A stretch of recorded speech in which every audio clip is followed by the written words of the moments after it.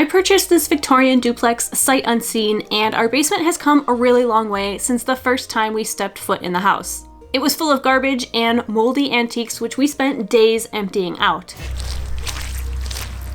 It was oddly subdivided into little partitions, which we promptly got rid of.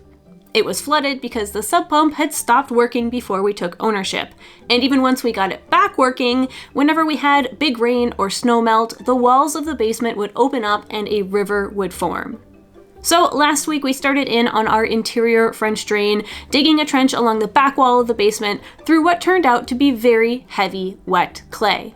This week, we'll be continuing the process of installing the French drain and attempting to dry our basement out once and for all. All right, friends, we are continuing on the work with the French drain system. It is going really well so far. We are working our butts off, but it's, yeah, like I said, progressing pretty much without a hitch. However, we have decided we need to make a lumberyard run because we got to get some stuff, some supplies, basically everything for the French drain. So we need the geotextile fabric for lining it. We need the perforated pipe that makes up the majority of the French drain. And we also need a sub pump basin, a proper one, because right now our sub pump hole is this very small hand dug muddy affair that's, you know, maybe the size of a 5-gallon bucket, but the proper size, like a proper sub pit, needs to be, it looks more like one of those big plastic garbage cans. Think Oscar the Grouch. Like that's kind of the size we're looking at. And then while we're at it, we probably should get a proper sub pump because the one that we currently have is this cheap little Mastercraft thing that we bought kind of like in an emergency situation when we first moved in, but it definitely should get upgraded because that's like one very important thing. We don't want that to fail, especially while we're not at the house if we're out on contract. So gonna go to the hardware store and drop far more money than I would like on supplies, but you know what, it's all in the name of a dry basement, so it's gonna be worth it. Let's go.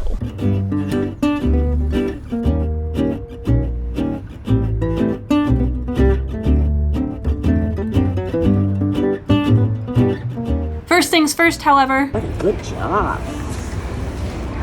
Yes, I know I'm slow, aren't I? Yeah.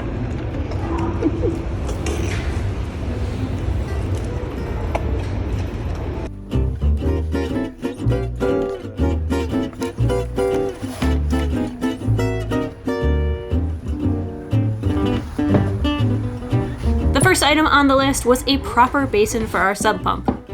What if you put your butt first? My pike's not warm enough. Hi. Yeah, so you. Hi, how's it going? Huh? How's it going? Bye! No! I legitimately don't know how I'm gonna get out of here. Help.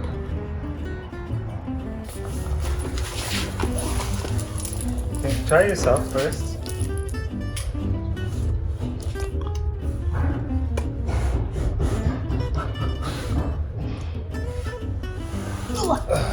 There we go. Yeah, because if I go in like this. Oh! That's really good too. Can you pike even harder? I'm not warm at all. 2 glasses here on your face. Oh my god. Oh my god. I don't. Oh, you have to pass in your pike. Oh, sini! Sini, Pino! Sini, Pino! Aduh, Pino. Oh, hi! How's it going? Est-ce que tu me donnes un bisou? Oh, thank you. Merci. Oh, thank you. Oh.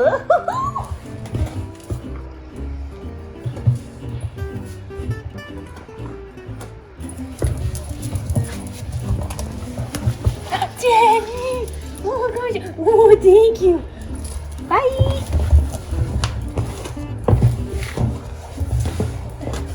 Hello! Oh, thank you. Oh, this is why we don't get anything done.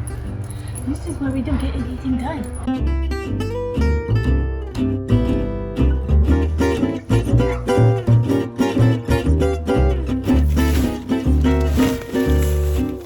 Actually, it might feel better with the buckets down.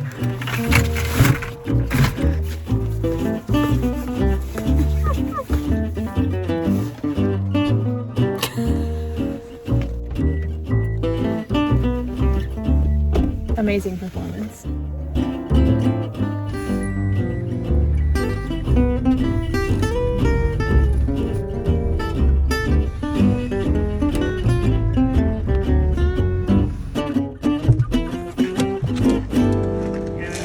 Do some reorganizing. Okay.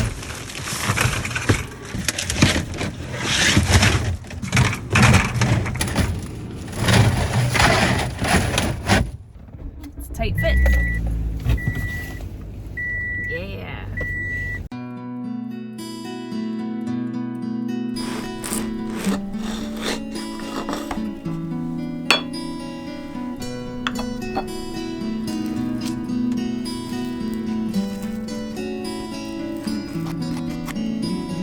Can I interest you in a slice of my cranberry pecan loaf?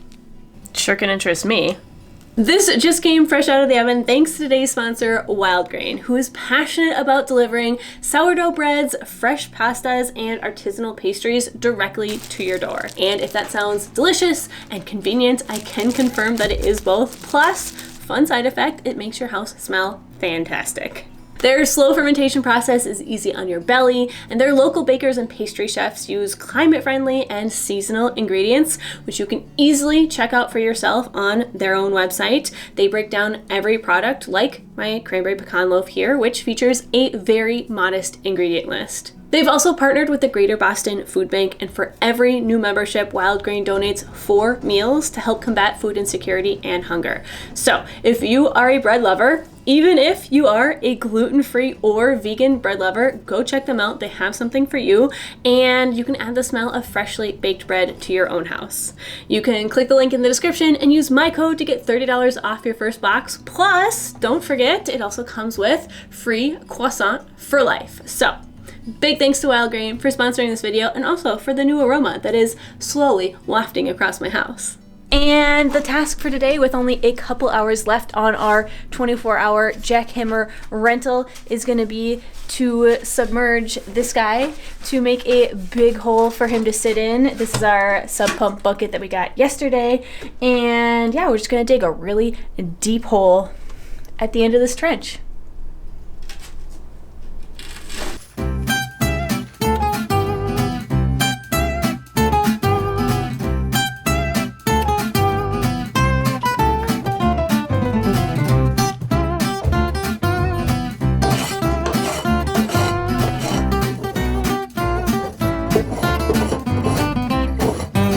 That is a solid flow.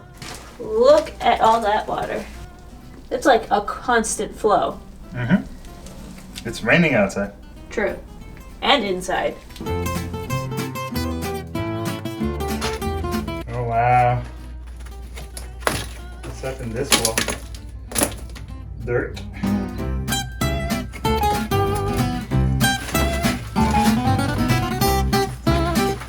Out of sight, out of mind.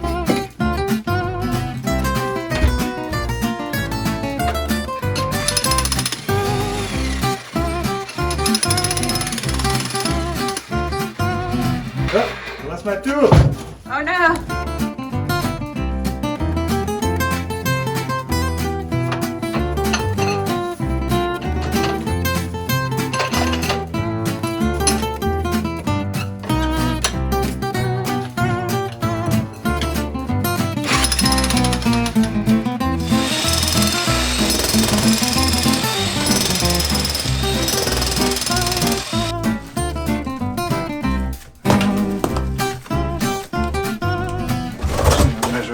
Now.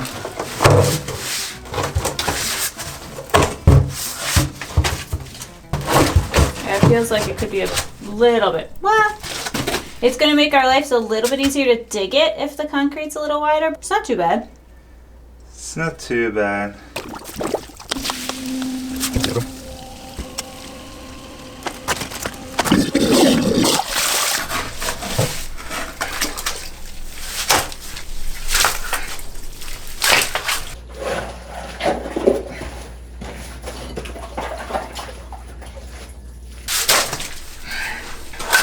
The forbidden chocolate mousse.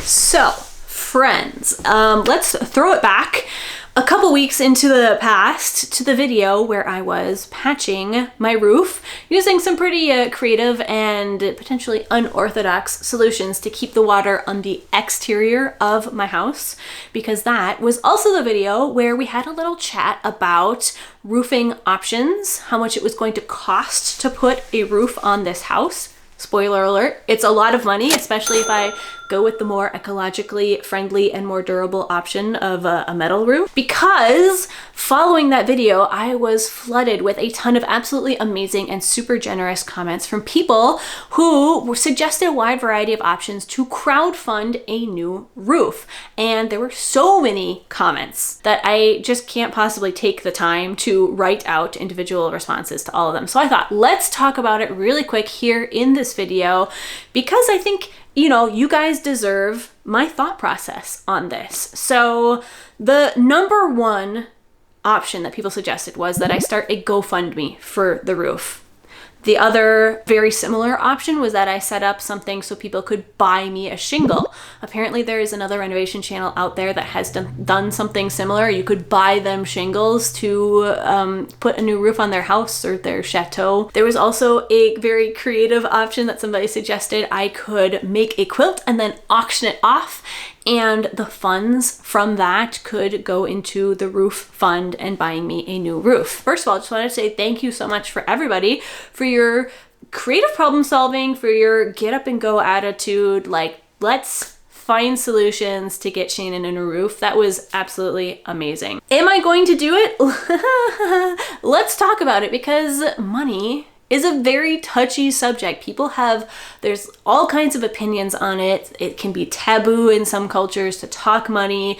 It's like one of those things that people can get a little on edge about. For example, every time that I mention I have a Patreon that people could voluntarily sign up for if they would like to support the channel, or if they want bonus material, my comment section gets flooded with mean comments, people who can't handle it. Last time I got called repulsive. People are flipping the table. They don't find it appropriate that I have a Patreon account, which, if you've been around the internet, if I'm not the only channel that you're watching, you're probably aware that having other platforms where viewers can support the creators is pretty normal. Yeah, like I said, money is just a touchy subject. And actually, I kind of want to read one comment here. Now, this comment is actually from Darlene, who is the same Darlene that called me repulsive a second ago for having a Patreon. However, I actually happen to agree with Darlene on this comment left on the same video. And I'm going to read it for you, because they say, well, first they asked if I could have gotten a loan to get some of the work done so that I have money to work on the place. They say, don't get me wrong, I'm glad you're doing it, renovating the house, presumably, but I can't buy a car and then advertise for everybody to help me pay for it. If I can't afford to pay for it, I can't get it. And I actually completely agree. That is how I feel about the roof of this house, because I've known that I'll be needing a new roof for the house since before I bought it. It was in the inspection report that the roof was quite old and would need to be replaced soon.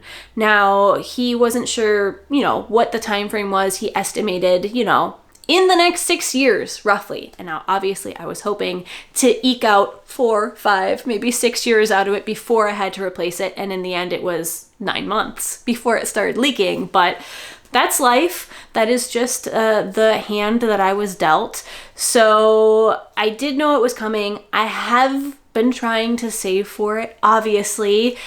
It's just, in the last 9 months, I single-handedly bought a house, and then a car to get myself to that house, and then a handful of months later had to buy a whole new transmission for that car. So what do I do? That is the question. Do I start some sort of crowdfunding source for the roof or not? And I personally don't feel comfortable doing that, because I do feel like it is my responsibility to pay for the roof. However, there was so much enthusiasm for it that I do feel like I will take the moment to say that I do already have existing platforms where, if you were somebody who would have bought me a shingle, or you would have contributed to a GoFundMe for the roof, then you could consider either joining the Patreon or the coffee account. So the Patreon, everyone's pretty familiar with this. It's like a monthly system, so you pay monthly to get bonus features. I do monthly vlogs, there's photos, there's Instagram roundups.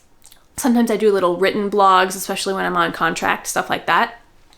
So that's the Patreon, but I also do have a coffee fund. This is, you can do monthly subscriptions on this and then you will get the same bonus features as the Patreon, but it is more often used as a one-off tip jar situation. So if ongoing monthly payments is not your jam, if it's not good for you and your situation, then you can just do a one-time donation over here. I even changed the wording on it. So originally it said buy me a coffee. I then changed it to buy me a skein of yarn back when I was a crafting channel, and I have now changed it to buy me a shingle. So if you would like to buy me a shingle, you can head on over to coffee, and then it's like a one-time thing. You don't have to worry about ongoing payments. So those are the platforms that I already have running. I'm not starting something new for the roof fund. This is kind of where I'm comfortable at. I'm comfortable keeping the platforms I currently have. If you would like to support me over there, I'm so appreciative of that. Like, they keep me going. They allow me to spend more time at the house and make more videos, and all of that money is going to me, to the channel, and then inevitably into the house. So if you want to be part of the house's history, that is one good way to do it. But I will not be starting a whole new platform for this because I just don't feel comfortable with it. And if you are not in a situation financially where you can donate and can be part of it, I totally get it. Trust me, I have been a self-employed artist in the performing arts for my whole life. So I understand where you're coming from. If money is tight, like, I get it. There is one really fun thing that you can do that doesn't cost you anything, but does literally financially contribute to the channel, assuming you don't use ad blockers. And that is, if you want to find, I have a playlist. I will link it in the description. It's all of my house renovation channels in a row, like from start to finish. If you just want to put that on in the background on your computer while you're cleaning your house or doing some homework, or if it happens to stay up and running while you go do some errands, whatever it may be, it is free for you. It is hopefully entertaining. It can give you kind of a refresher on some of the old videos if you want to actually watch them. And it does, like, I will get some money from the ad revenue that YouTube puts on these videos. So that could be a fun compromise as well. But either way, just thought I should give you my 2 cents on that, where I'm coming from, why I'm not going to be starting a GoFundMe. Oh my God, it is snowing so hard outside. It is April 8th and it is just pounding snow. Wow. Anyway, that's my 2 cents for where I'm at right now, why I won't be starting a GoFundMe, but that's not to say that I did not appreciate the enthusiasm and the suggestions. I really, really did. It's just, like, for me for me personally, I wasn't comfortable with it, but I really appreciate that everyone wanted to support me so much. So, wait, that's my phone. Phil is at the dump run right now. He's dropping some stuff off at the dump, and maybe he found something interesting to scavenge. So yeah, anyway, on with the next segment of the video.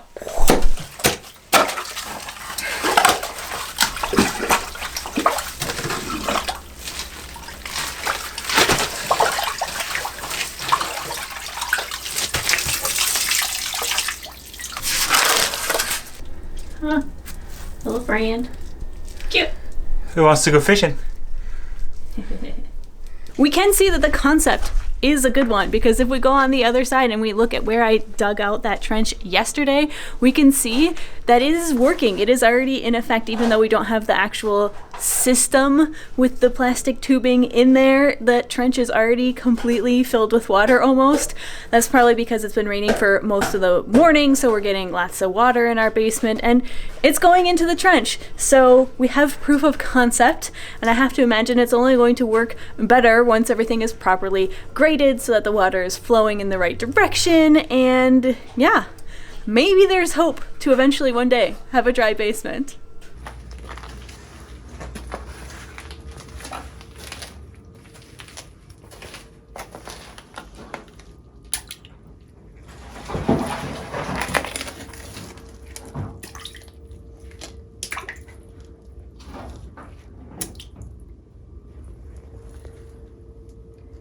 Having officially removed all of the concrete we needed for this operation, Phil went to return the jackhammer while I stayed at home and kept on working.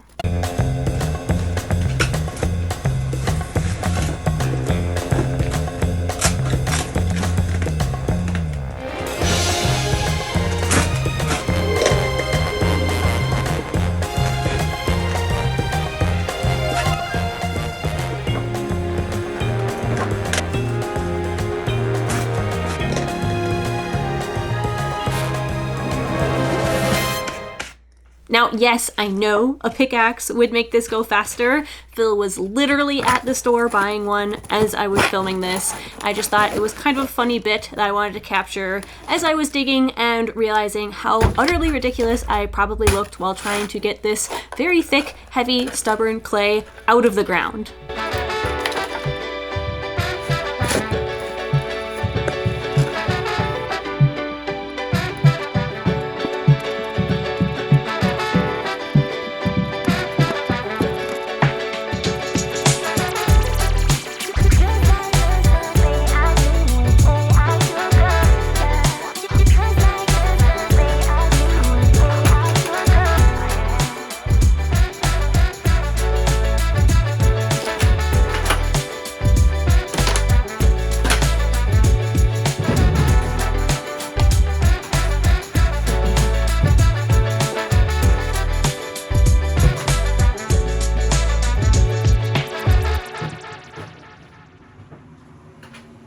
Oh, hey, there's Mike. We can ask him about the ladder.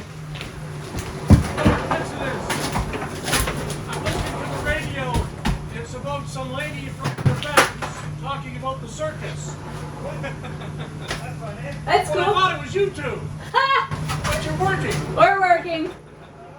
So after a friendly chat with neighbor Mike, it was back to work emptying out our buckets in order to just keep filling them back up.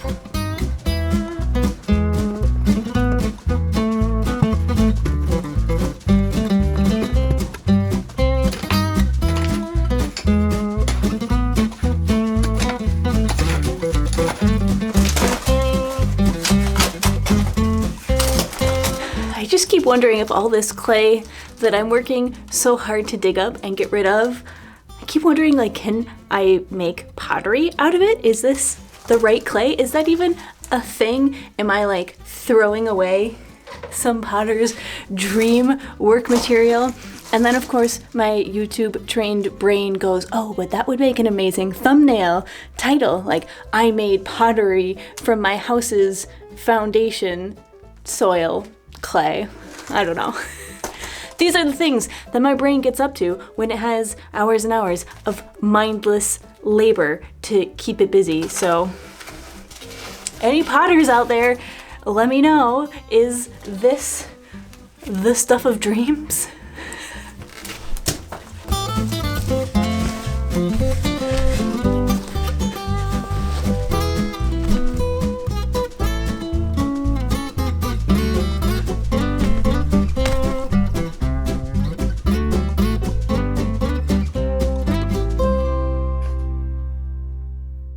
Sorry, there is a mosquito. Gonna land on my finger. Do it. Yes, just land on my hand. Right there. Swear to... Go away! Oh my god. I think I caught him. No. Damn it. The saga of the mosquito.